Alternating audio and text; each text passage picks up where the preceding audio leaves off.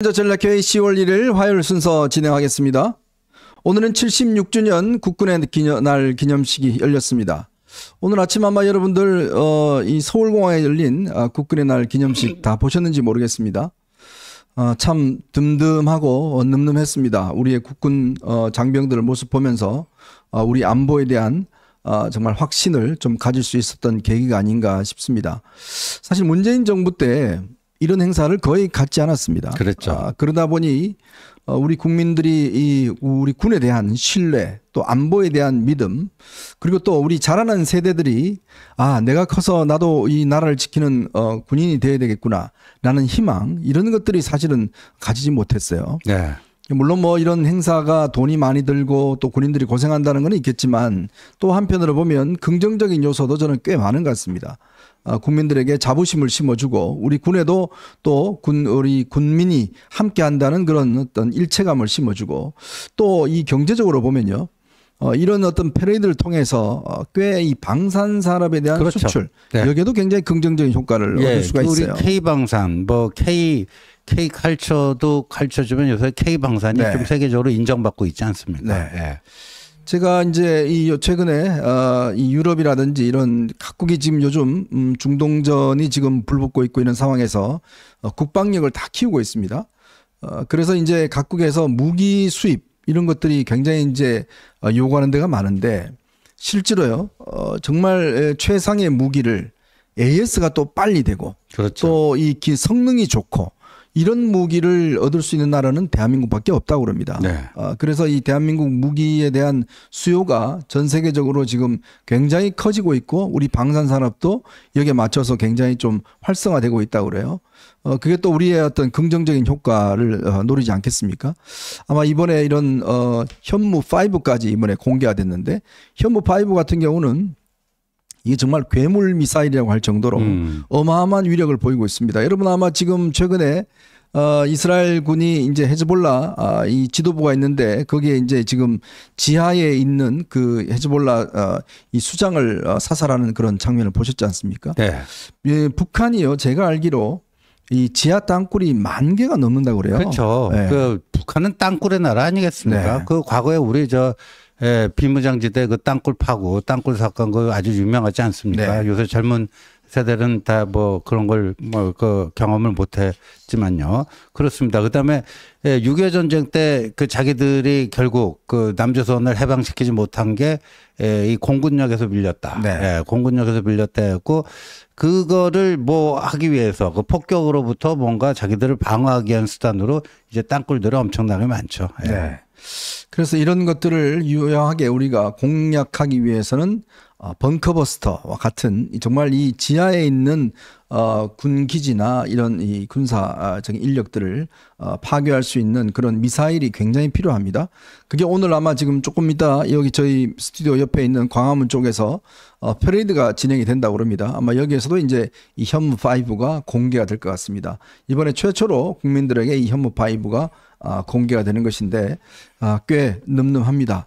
한편으로 또 물론 우리가 재래식 무기에 있어서는 꽤 앞서고 있습니다만은, 그러나 핵전력에 있어서 오늘 아마 지상작전사령부인가요? 오늘 이제 처음으로 발대식을 가졌는데, 그만큼 이 전략적인 어떤 미군과의 어떤 공조, 협조 뭐 이런 것들이 굉장히 필요할 것 같아요. 그렇죠. 예. 우리 지금 오늘도 윤석열 대통령이 한미동맹과 한미일 안보 협력 이걸 얘기를 했는데, 우리가 이제 하나 좀 눈여겨봐야 될 게요. 네. 예, 일본의 신임 총리인 이시다 네. 신임 총리가 아시아판 나토를 창설하자 이런 얘기를 하고 있습니다. 네, 네. 이거 굉장한 얘기거든요. 맞아요. 예, 굉장한 얘기입니다.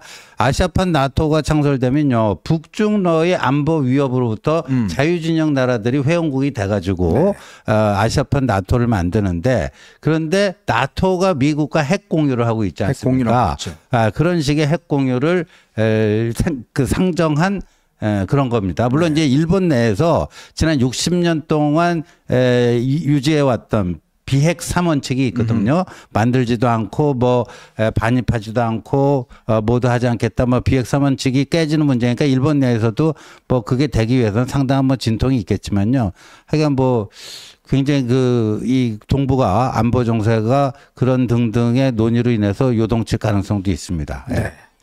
참 이렇게 우리의 안보력을 정말 보면서 좀 든든하게 생각해야 될 그 날에 참 별로 좋지 않은 또 소식이 하나 전해졌습니다. 아마 여러분 어제 보도를 보셔서 알겠지만 서울의 소리라는 곳, 아마 이 뭐 서울의 소리라는 말만 들어도 저는 뭐 아마 진짜 이 혈압이 팍팍 오르는데요. 이 서울의 소리라는 매체 백은종이라는 작자가 여기에 대표로 있는데 여러분 잘 기억하시겠지만 김건희 여사의 녹취록 그게 이제 지난 대선 과정에 공개가 되면서 꽤 큰 타격을 줬습니다. 당시 이명수라는 뭐 저는 이 기자로 부르고 싶지는 않습니다만은 이명수와 김건희 여사가 통화한 내용이 그대로 국민들에게 전달되면서 꽤 큰 타격을 줬던 거 기억하실 겁니다. 그런데 청와대 대통령실에 선임 행정관이라고 하는 김대남이라는 사람이 있었어요. 이 사람이 바로 여기 이명수와 꽤 오랫동안 통화를 하면서 여러 가지 이야기들을 주고받았던 게 어제 공개가 됐습니다. 참 그 내용에 보면 정말 기가 막힌 게 뭐냐면 한동훈을 공격해주면 김건희 여사가 좋아할 것이다 라는 어떤 이야기들, 즉 공격 사주하는 그런 내용들이 여기에 들어가 있습니다. 저희가 좀 이따 자세하게 좀 이야기를 하겠지만요.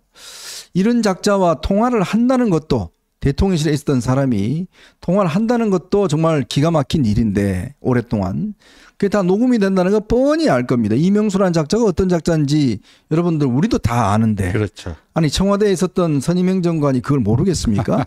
자기 말이 전부 다 녹음된다는 걸 모르겠어요?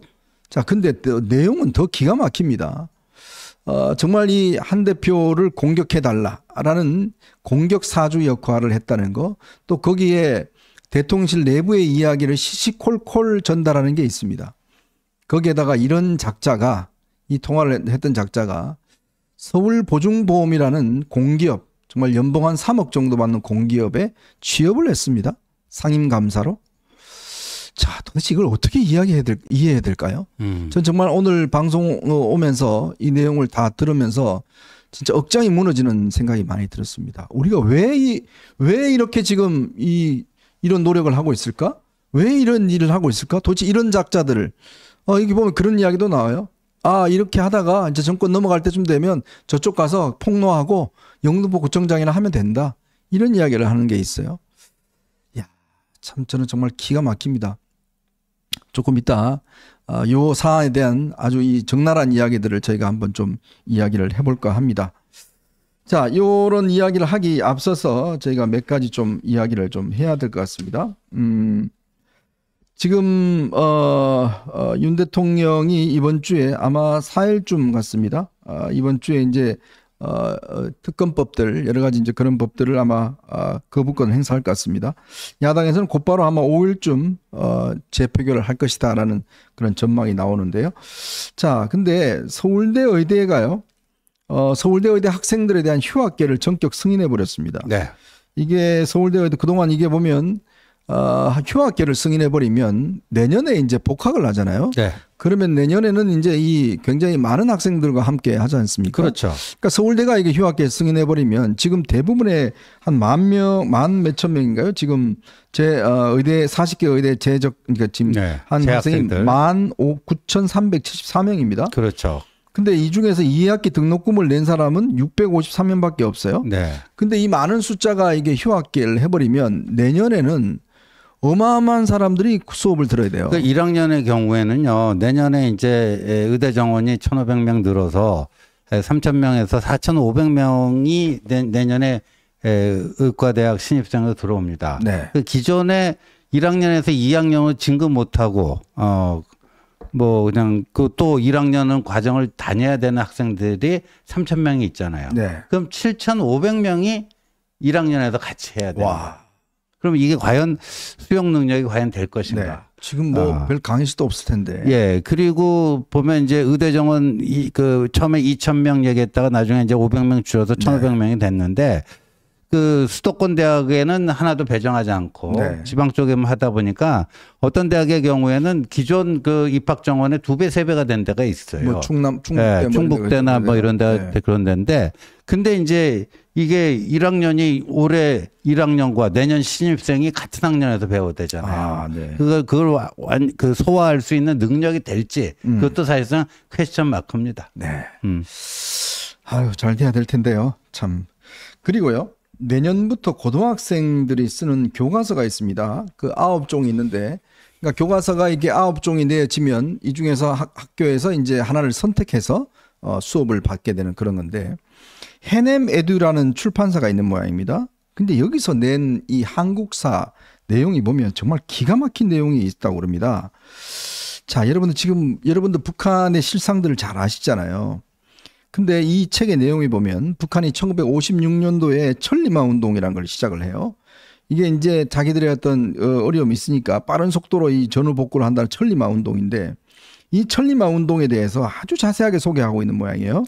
천리마를 탄 것처럼 빠른 속도로 전후 복구와 경제 성장을 이룩하자는 운동이었다. 하지만 생산뿐만 아니라 문화, 사상, 도덕 등 모든 영역으로 확대됐다. 이렇게 쓰고 있대요. 그러니까 다른 교과서에는 이거에 대한 문제점들도 기술하고 있다고 합니다. 근데 이 해냄 에듀라는 출판사에서 나온 책은 문제점을 세술하고 있지 않대요. 반대로 우리 새마을 운동에 대해서는 아주 적나라하게 비판하고 있대요. 뭐냐 하면 새마을 운동에 대해서는 유신 체제를 정당화하였다는 비판도 받았다.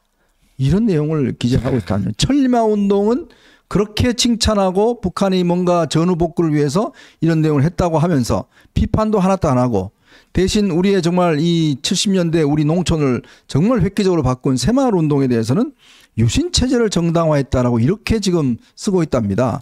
이걸 우리 고등학생들한테 교육시키겠다고 이걸 출판물을 냈대요. 이 책을. 참 진짜 어이가 없습니다. 지금 새마을 운동이 말이죠. 벌써 꽤 됐죠. 동남아시아, 남아시아 또 아프리카 국가들이요. 한국 벤치마킹, 한국 따라 배우기. 그러면서 제일 거기서 이제 핵심이 되는 사업이 새마을 운동. 네. 그러니까 자기들도 한국판 새마을 운동. 그러니까 자기네 그 실정에 맞게끔 한국의 새마을 운동 같은 걸 하겠다였고. 네. 지금 코이카가 해외 나가서 뭐 할 때 제일 많이 하는 게 이게 새마을 아닙니까? 그럼요. 예. 야, 근데 이거를 우리 고등학생 가르치는데 더 기막힌 거는 북핵 문제에 대해서 이 책에서는 이렇게 쓰고 있답니다. 북한이 핵무기를 보유하고 있는 데 대해서 경제 건설을 위해서는 안보가 튼튼해야 하고 안보를 위해서는 핵무력을 강화해야 하며 이를 통해서 핵 보유국의 지위에서 미국과 협상해 체제를 보장받으려는 의도다. 이렇게 쓰고 있대요. 야, 진짜 이게 지금 이게 우리나라 지금 역사 교과서 맞습니까? 네? 어떻게 이런 교과서가 나올 수 있죠?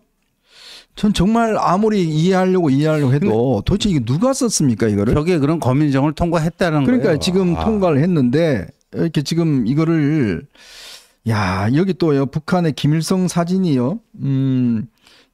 보니까 9종 교과서에 김일성 사진이 17장, 김정일 사진이 14장, 김정은 사진이 8장 이렇게 지금 들어가 있답니다. 예? 이 천재 교과서 여기는요 김실가 사진을 3장, 4장, 2장 가장 많이 쓰고 있대요. 네? 정말 기가 막힙니다. 이런 것들을 배우는 우리 학생들이 대한민국을 어떻게 생각하고 북한을 어떻게 생각할지, 여러분 지금 북한 어떻게 벌어지는지, 지금 북한 군인들이 식량이 없어서 민가를 습격해서 식량 다 털어가고 이런 사실들 모르고 있는 건가요? 도대체 이게 누가 만든 교과서입니까?